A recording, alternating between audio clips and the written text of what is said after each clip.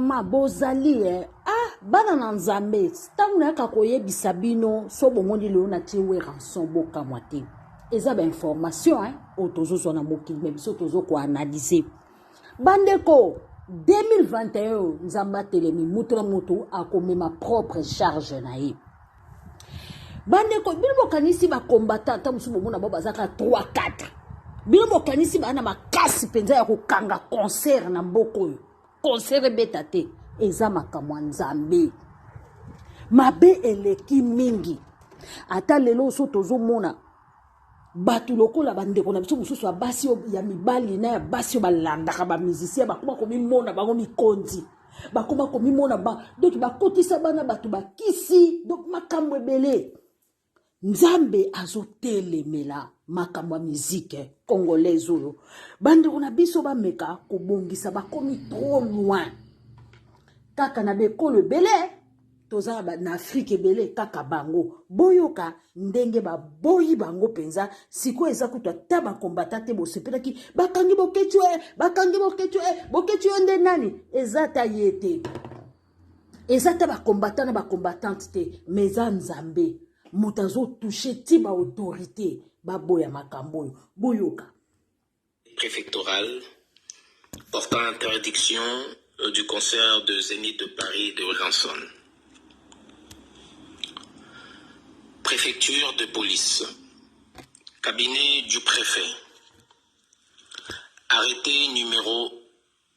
2021-00965 portant interdiction d'un concert au Zénith de Paris La Villette. Le préfet de police, vu le Code général des collectivités territoriales, notamment son article L2512-13, vu le Code de relations entre le public et l'administration,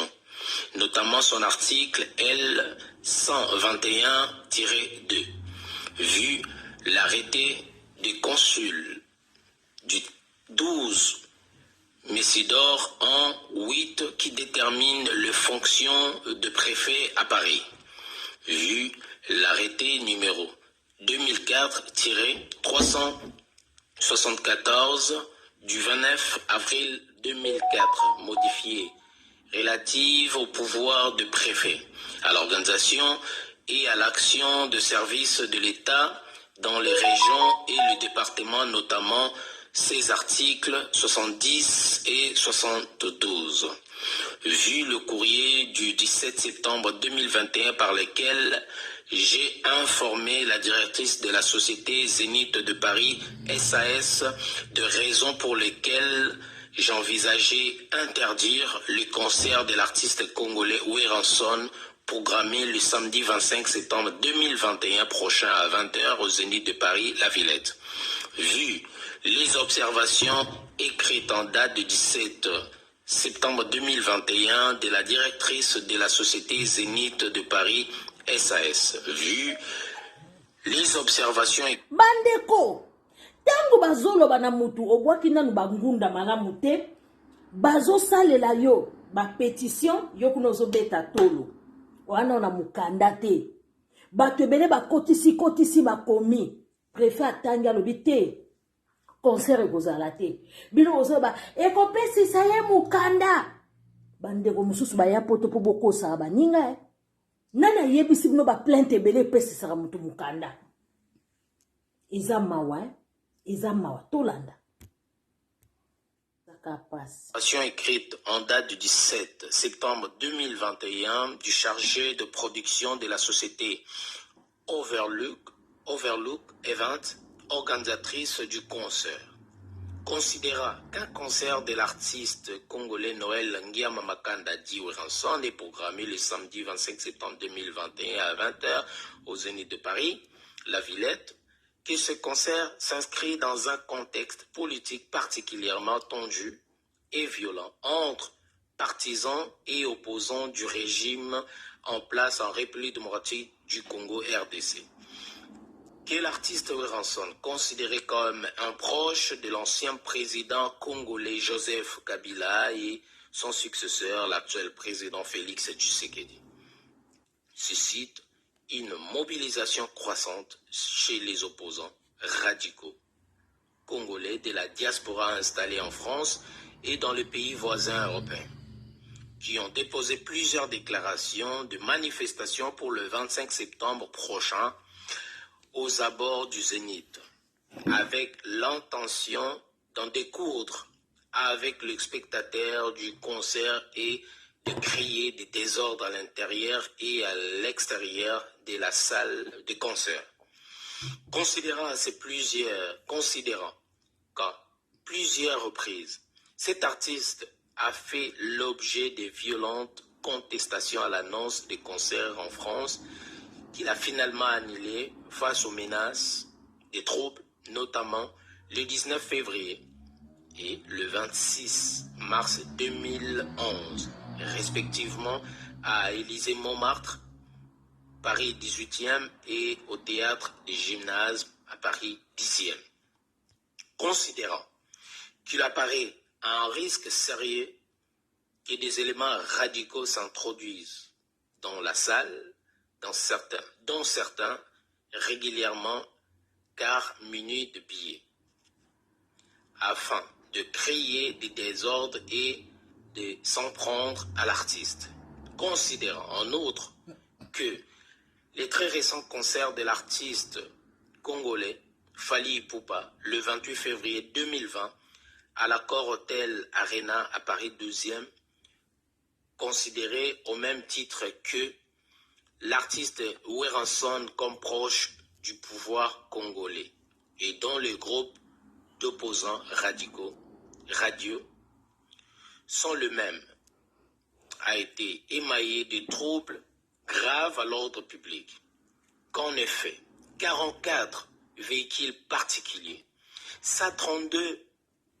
roues et 4 utilitaires ont été dégradés par les incendies et 60 personnes ont été interpellées. Alors que ces troubles survenus en plein cœur de Paris avaient été largement diffusés et commentés par la presse nationale et étrangère. Considérant dès lors que ces concerts présentent des risques de troubles graves à l'ordre public et d'atteinte à la sécurité des spectateurs qu'il convient de prévenir par des mesures adaptées. Arrêté. Article numéro 1. Le concert de l'artiste congolais Werenson, programmé le samedi 25 septembre 2021 à partir de 20h au Zénith de Paris-La Villette, situé 221 avenue Jean Jaurès à Paris 19e, est interdit. Article 2. Le préfet, directeur du cabinet, le directeur de l'ordre public et de la circulation,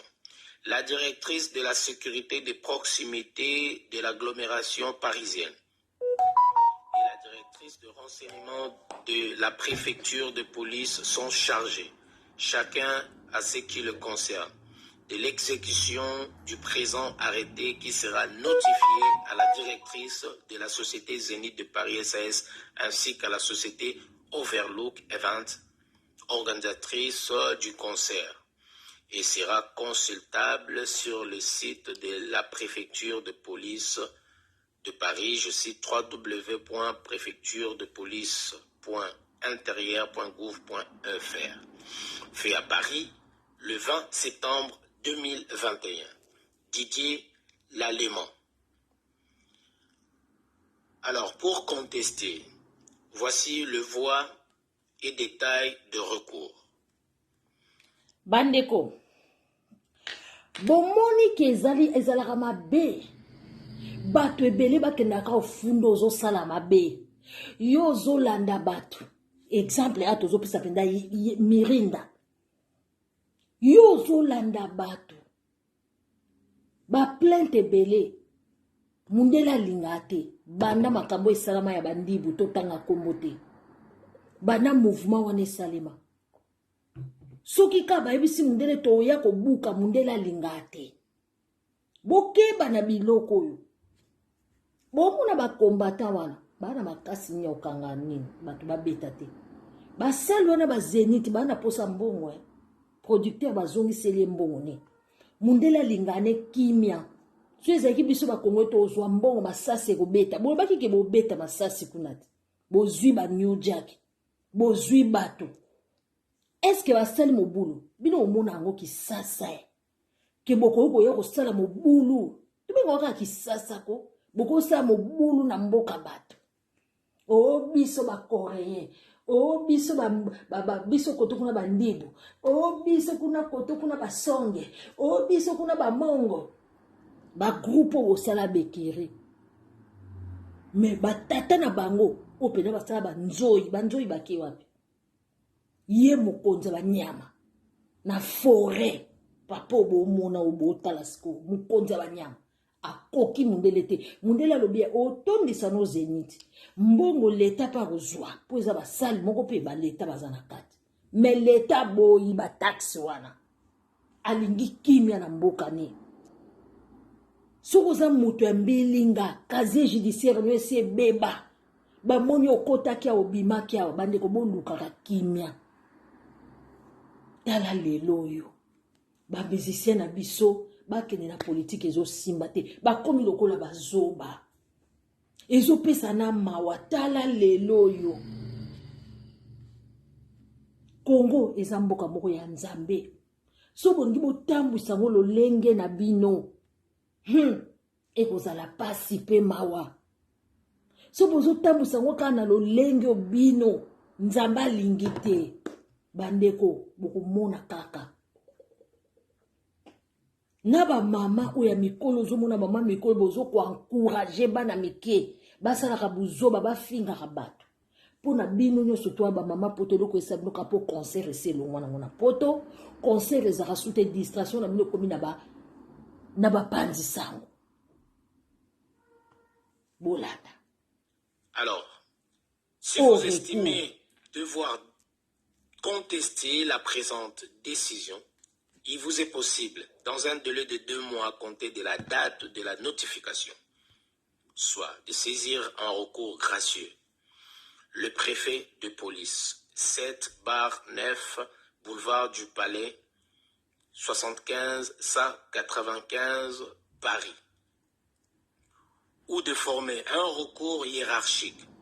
auprès du ministère de l'Intérieur, direction de liberté publique et des affaires juridiques, place Beauvau, 75 008, Paris 8e, soit de saisir un recours contentieux les tribunaux administratifs compétents. Aucune de ces voies et recours ne suspend l'application de la présente décision. Le recours gracieux et hiérarchique doivent être écrits, exposés, les arguments ou faits nouveaux et comprendre la copie de la décision contestée. Les recours contentieux qui visent à contester la légalité de la présente décision doivent également être écrits et exposer votre argumentation juridique.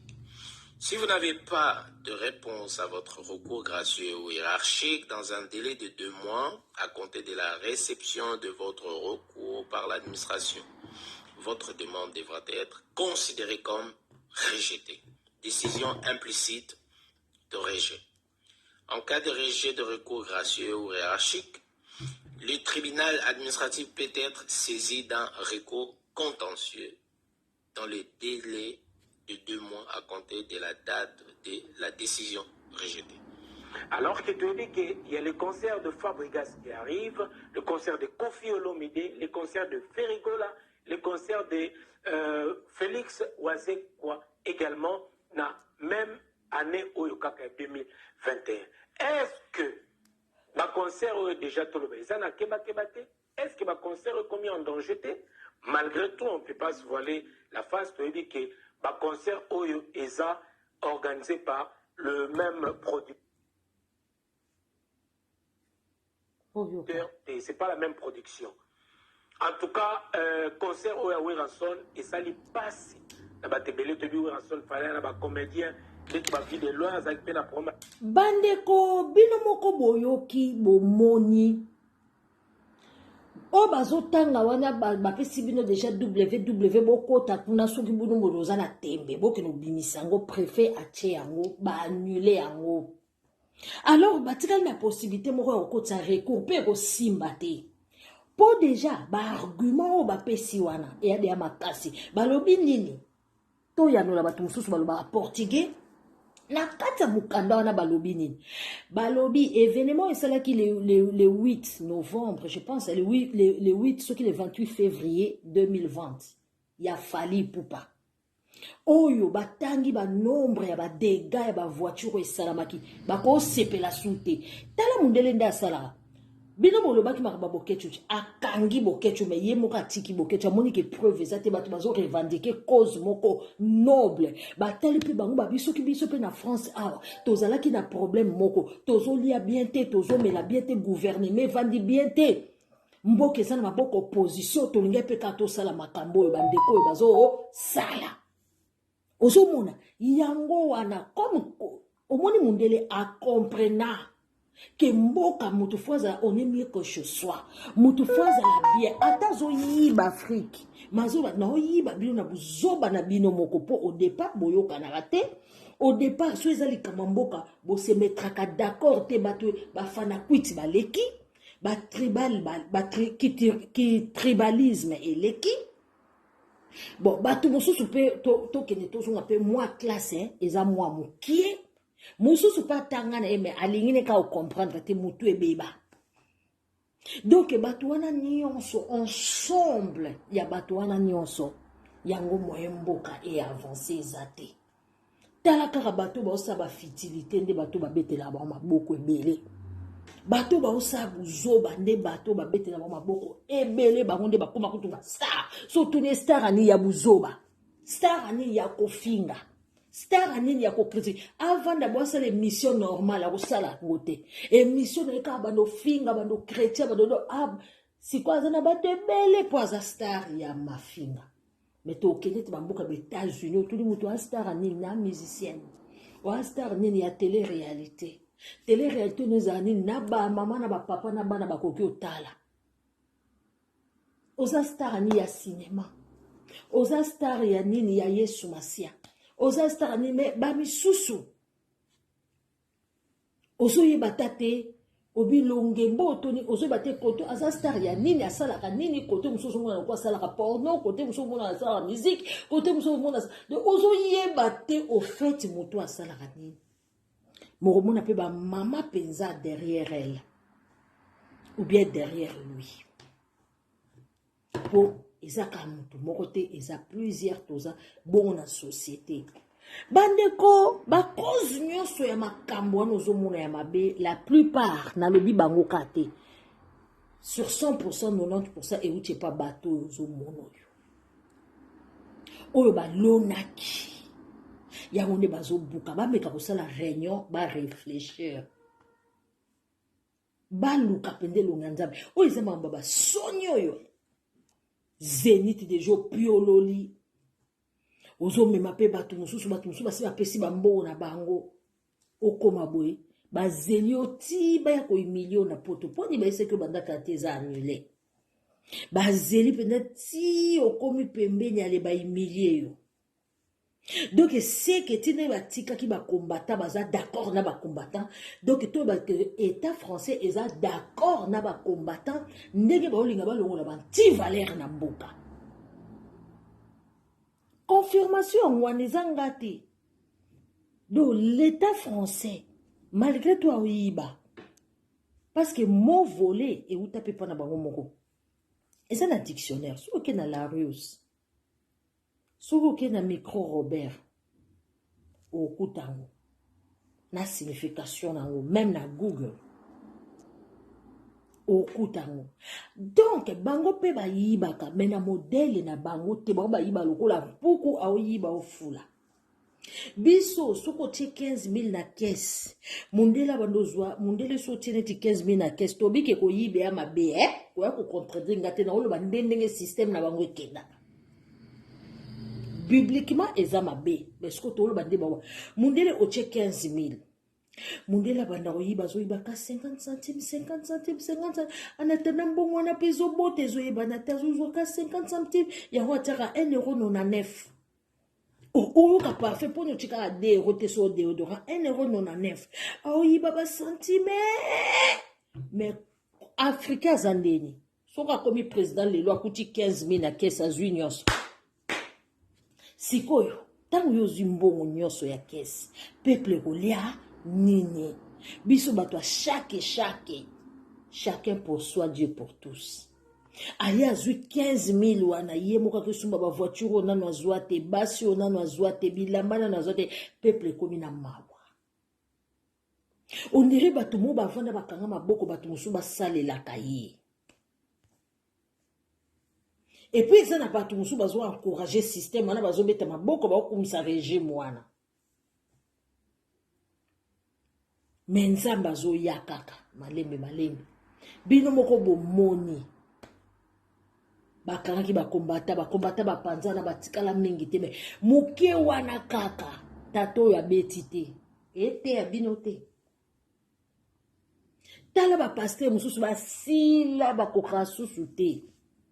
gaz esila bango bapaster oyo nyonso onobetela maboko awa bakoma Namawa. Mon peuple périt faute de connaissance. Namawa, to comment oyoki la bango namawa. Otali bobi le fameux pasteur Intel et l'autre est là aussi. Maman papa oza Mukongo, Mutequateur, Mutakasai, Mutabandundu, Muswahili to longwa na tribalisme. Bajo ozo saka na internet ki tribalisme mukomso ko payango trop cher. Po nzambe azana pezwa Kongo wana. Tindenge nzamba lobaki ke bambuza baya bavanda wana. Batetela baya bavanda wana. Batabandundu baya bavanda wana bamongo, baswahili, baluba, bakongo baya bavanda wana, c'est pas pour rien. Nzambe mutalinga keza la bongo le dieu de Babel ou akabola balangi nyonso. Ndenge pata na Brazzaville bateke bamboshi bakongo bangala pe ndenga chabango kuna. Bino boko yato yebo lokola yo siko okumi setini na yo kumi sa mboka na yo otango likola mboka so te nzamba kolinga pete. Te nzamba kolinga te. Nzambe kote mo aloba te soki frère na yo to sœur na zo sala mabe yo applaudir ango non mabe kotika la mabe. Tala lelo yo. Na lobi kaka tala lelo yo. Oh nini susu. Bandeko lelo de musicien na biso ekolo akeko zala humilié kuna. Donc, où est la humiliation? Tala ndenge bakeko boya bato nyonso ya promete kido ya yebika ki azobeta conseil bino pe mindela boko sa muto avante toujours sekate za musala na ye mais ba revoir nanu makambo yo nzela ba memeli peuple congolais ba koti na ba gouvernement ba participer na mabe ya kolia mbongo mboka tubuite mais yo mona wapi na kati ya ndako bozovanda bino nyonso na ndako papa na mama aboti bana 5 to 6 azwaka mibale baliaka bamelaka aswesaka mibale makambo nyonso ka bango les 4 na bosali bako se rebelle ba okende na bango baolobake boza papa na biso te eza lokwa makambo esama na Congo ka place moko boya muke ka bango mutu baliaka bango mutu bamelaka bango nde bamona bolamu bawana mususu baza lokola kaka ndenge ye moko to do ezaka pasi baza lokola kaka nde bango bazofinga ka biso peuple toza banyama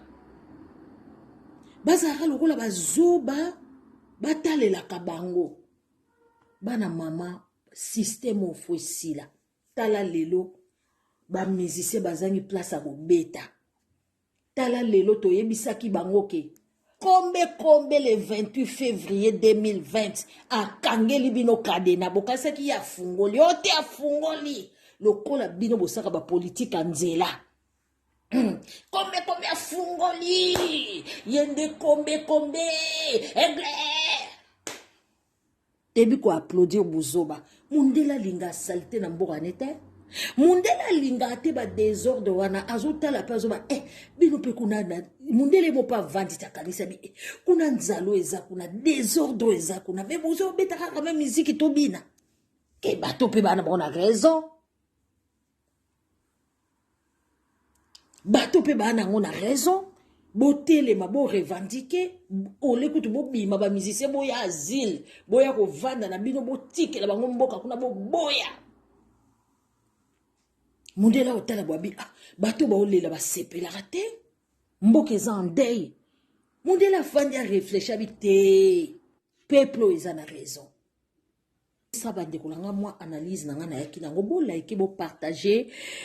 ngo peza bo like bo s'abonner vraiment bandeko eza pasipe ma peuple congolais te ba ko réfléchir tozonga na raison tozonga pe na makolo ya nzambe eza trop important bandeko tala lelo yo makambo na biso même culture na biso nyonso ezobeba même basali ya nzambe baboyi bango baya Marcelo siko bakanyeli ata bino moko à vous les claviers kadi manakei kosambela kadi nakei kosambela tala makambo nakutani na yango na mangomba makambo nakutani na yango na mangomba pastera abandi kote ya comme d'habitude ekomi na ntango ya mabonza Pasteur alobi bato ya 100 € prière spéciale bato ya $100 prière spéciale bato ya 50 kamoin spécial bato ya 20 dizaine tikaka ebongo biso bato ya mabende mawatro Pasteur alobi nzambe alingaka mbongo ya mabende te papa Pasteur alobi nzambe alingaka mbongo ya mabende te mbongo ya mabende mbongo mabende makelele lola Pasteur alobi nzambe aina surtout ba centime mbongo mabende mbongo mabende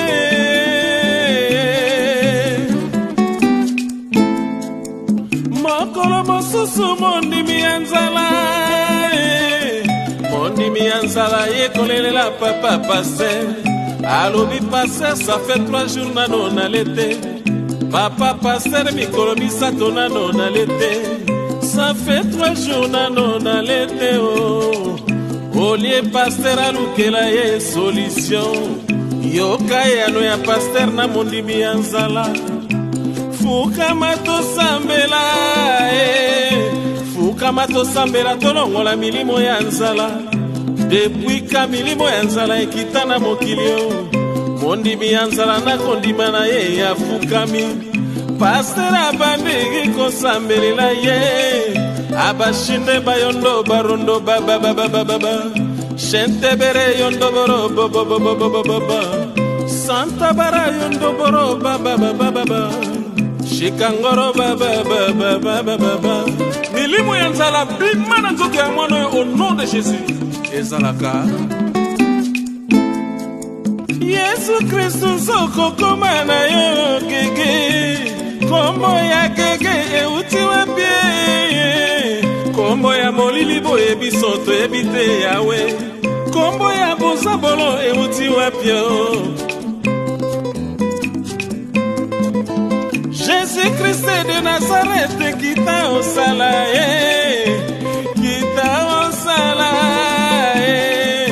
kita osala kombo na yo ekoma ya kotekisa kita osala kombo na yo ekoma ya kotekesha kadima omoni makambo nakutani na yango na mangomba